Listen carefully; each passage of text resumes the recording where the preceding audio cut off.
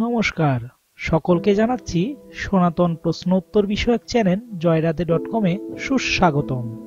সেই 1947 সাল থেকে শুরু করে বর্তমান 2024 সাল পর্যন্ত এখনও পর্যন্ত সনাতন ধর্মাবলম্বী এবং সংখ্যালঘুদের উপর বাংলাদেশে যে পরিমাণ নির্যাতন, অত্যাচার বা মন্দির ভাঙচুর কিংবা ধর্ষণ, হত্যার মতো নির্যাতনগুলো যে প্রতিনিয়ত হচ্ছে বাংলাদেশে, এর জন্য কিন্তু আসলে বাংলাদেশের সংখ্যাগুরু সম্প্রদায়কে দায়ী করা যাবে না।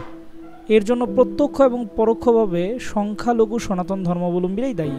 আমি আজ এমন 10টি উদাহরণ দিয়ে আপনাদেরকে প্রমাণ করে দিতে পারি সংখ্যালঘুদের উপর বাংলাদেশে যে সকল নির্যাতন হচ্ছে এর জন্য সংখ্যালঘুরা নিজেরাই দায়ী, অন্য কোনো ধর্মের লোকেরা দায়ী নয়। সবার প্রথম যে পয়েন্টটি আমি বলবো সেটি হচ্ছে সম্বর্ধন বা গ্রিটিংস। সারা পৃথিবীতে আপনি যে কোনো মুসলিম কান্ট্রিতে যান অথবা নন মুসলিম কান্ট্রিতেও যান, পৃথিবীর যে কোনো মুসলিম সম্প্রদায়ের ভাইকে আপনি আসসালামু আলাইকুম বললেই তিনি কিন্তু আপনাকে প্রতিউত্তরে ওয়ালাইকুম আসসালাম বলবে, তা সে যে কোনো মতাদর্শেরই মুসলমান হোক না কেন।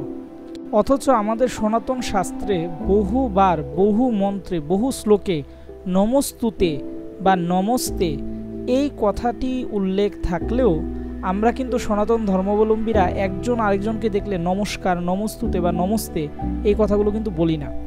আমরা কয়জন একজনকে নমস্কার বললে প্রতি উত্তরে তাকেও নমস্কার বলি।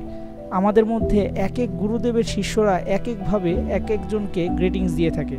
কেউ বলে জয় গুরু, কেউ বলে জয় দয়াময়, কেউ বলে হরিওম, কেউ বলে জয় মাতারা। এত গ্রিটিং সিস্টেম থাকলে জীবন ও সনাতনীদের মধ্যে ঐক্য আনা সম্ভব নয়।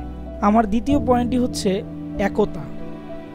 আমাদের সনাতন ধর্মাবলম্বীরা যেখানেই থাকুক না কেন দেখবেন কোনো না কোনো সংগঠনে তারা জড়িত আছে এবং তারা সংগঠনগুলোতে নিজের পোস্ট পজিশন নিয়ে এতই কনসার্ন যে তাদের মধ্যে একতা আনা কখনোই সম্ভব হচ্ছে না। আপনি সাধারণ চোখেই দেখুন, আমাদের বাংলাদেশে আমাদের সনাতন ধর্মাবলম্বীদের সংখ্যা 10%-এরও কম, তারপরও আমাদের মধ্যে কতগুলো সংগঠন। একে তো হিন্দু বৌদ্ধ খ্রিস্টান ঐক্য পরিষদ, হিন্দু বৌদ্ধ খ্রিস্টান ঐক্য ফ্রন্ট, তার উপরে আবার হিন্দু মহাজোট, বাংলাদেশ জাতীয় হিন্দু মহাজোট, আবার সনাতন পার্টি, আবার হিন্দু জাগরণ মঞ্চ, এরকম যে কত সংগঠন আছে তা আপনি হয়তোবা ক্যালকুলেটর দিয়ে হিসাব করলেও হয়তোবা গুণে শেষ করতে পারবেন না। এত সংগঠন থাকার পরেও কি আজ অবধি আমরা সনাতনীরা কোনো সংগঠন থেকে সিকিউরিটি পেয়েছি? আমরা কি পারি না একটি সংগঠনের ছায়াতলে এসে সকলে ঐক্যবদ্ধ হতে? অবশ্যই এটি সম্ভবও হবে না। কারণ হচ্ছে যখনই কেউ কোনো সংগঠনের সিনিয়র পজিশনে চলে যায় তখনই তার মধ্যে আত্ম অহমিকা বা দাম্ভিকতা দেখা যায়, যার ফলশ্রুতিতে নতুন নতুন সংগঠন খালি প্রতিনিয়ত আবির্ভূতই হচ্ছে কিন্তু কোনো কাজে আসছে না। তৃতীয় নাম্বারে হচ্ছে গুরুবাদ। আমাদের সনাতনীদের মধ্যে প্রচুর পরিমাণ সংগঠন রয়েছে, ধর্মীয় সংগঠন, যে সকল সংগঠনে অনেক জানা না জানা গুরুদেব রয়েছে যারা কিনা তাদের শিষ্যদেরকে সনাতন ধর্মে ঐক্যবদ্ধ না করে মূলত ডিমোটিভেট করে দিচ্ছে। কোনো কোনো গুরুদেবের শিষ্য সংখ্যা যদি লাখের অধিক হয়ে যায় তবে সে নিজের নামে ওই সংগঠনের ধর্ম প্রচার করা শুরু করে দেয়, অর্থাৎ ধীরে ধীরে সেই সংগঠন ধর্মে রূপান্তরিত হয়ে যায়, আলাদা ধর্মে। এটি কিন্তু সনাতন ধর্মের জন্য কত বড় যে ঝুঁকি তা আশা করি নিজেরা উপলব্ধি করতে পারছেন বুদ্ধ ধর্মকে দেখে। চতুর্থত হচ্ছে ইতিহাস ঐতিহ্যে উদাসীনতা। আমরা সনাতনীরা সবসময় আমাদের ইতিহাস এবং ঐতিহ্য নিয়ে উদাসীন। সনাতন ধর্মের হাজার হাজার বছরের প্রাচীন সভ্যতার ইতিহাস থাকলেও সিন্ধু সভ্যতা, মহেঞ্জোদারো সভ্যতা, তক্ষশিলা সভ্যতা, বিক্রমশিলা সভ্যতার মতো প্রাচীন সভ্যতাগুলোর ইতিহাস থাকা সত্ত্বেও আমরা সনাতনীরা এই বিষয়ে সম্পূর্ণরূপে অসচেতন এবং উদাসীন।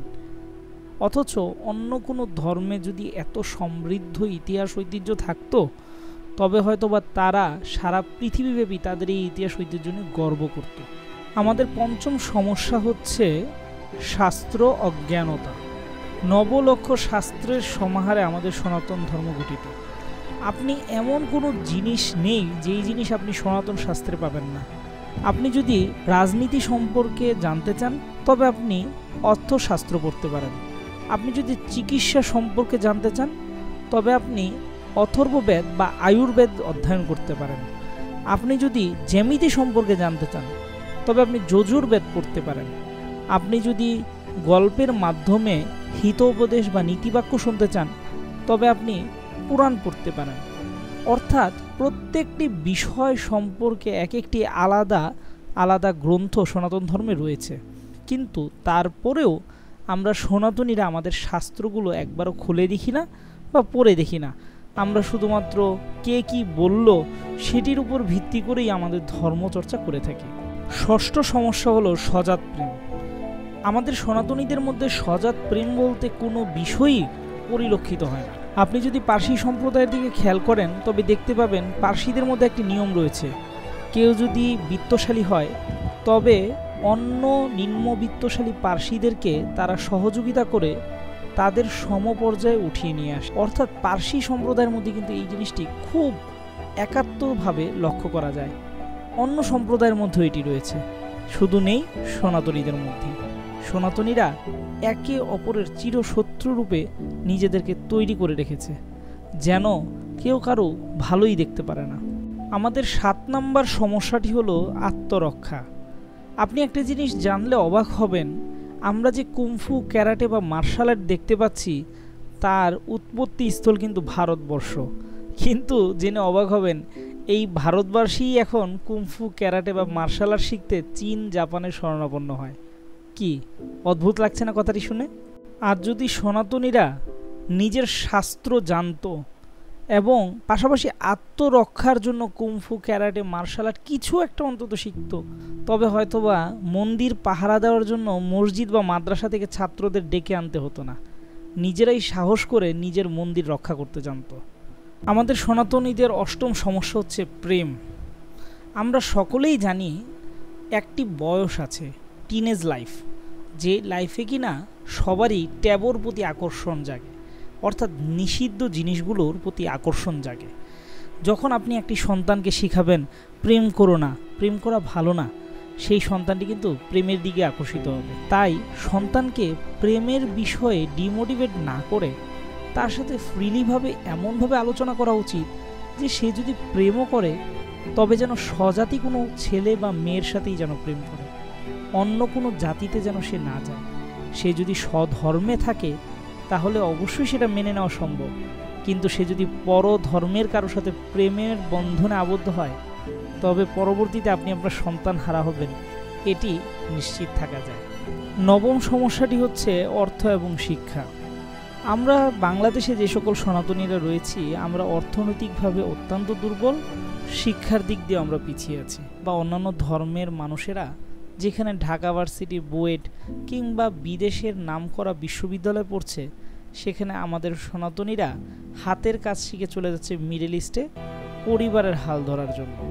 আজ যদি আমাদের সনাতন ছেলেমেয়েরা সুশিক্ষায় শিক্ষিত হয়ে কোনো একটি উন্নত দেশে নিজেকে সেটেল করতে পারত, অথবা বাংলাদেশেই একটি ভালো চাকরি বা ভালো ব্যবসা প্রতিষ্ঠান দিয়ে নিজেকে স্বাবলম্বী করতে পারত, আমাদের মান মর্যাদা আরও বৃদ্ধি পেত এবং আরও নতুন নতুন সনাতনীদের কর্মসংস্থানও সৃষ্টি হতো বা শিক্ষারও সুযোগ হতো।